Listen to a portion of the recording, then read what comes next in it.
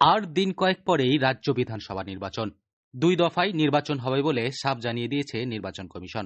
সামনের মাসে 23 তারিখ প্রথম দফার বিধানসভা নির্বাচন।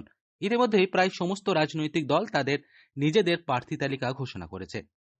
ঠিক সেই মতো পশ্চিমবঙ্গের 294টি বিধানসভার মধ্যে কয়েকটি বাদে প্রায় সবকটিতেই নিজেদের প্রার্থী দিয়ে দিয়েছে ভারতীয় জনতা পার্টি।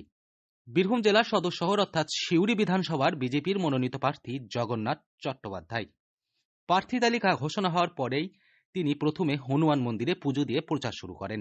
তৃণমূল প্রার্থী উজ্জ্বল চট্টোপাধ্যায়কে হারিয়ে জয়ের ব্যাপারে 100% আশাবাদী জগন্নাথ। প্রসঙ্গত, জগন্নাথ চট্টোপাধ্যায় 2021 সালে একই কেন্দ্র থেকে বিজেপির প্রার্থী ছিলেন। তিনি দ্বিতীয়বার এই কেন্দ্র থেকে প্রার্থী হয়েছেন। অন্যান্য দলের প্রার্থীদের মতো জগন্নাথ চট্টোপাধ্যায় তার প্রচার চালিয়ে যাচ্ছেন। দেখলেন সকাল থেকে আপনারা রয়েছেন একেবারে বাড়িতে গিয়ে গিয়ে এই ঝাড়খণ্ড সীমান্তের ভবানীপুর পঞ্চায়েতের তাবাডুমরো গ্রাম, এই তাবাডুমরো গ্রামের থেকে এখানে ঝাড়খণ্ড বর্ডার সামান্য কত কিলোমিটার? 1 কিলোমিটার দূরে ঝাড়খণ্ড বর্ডার।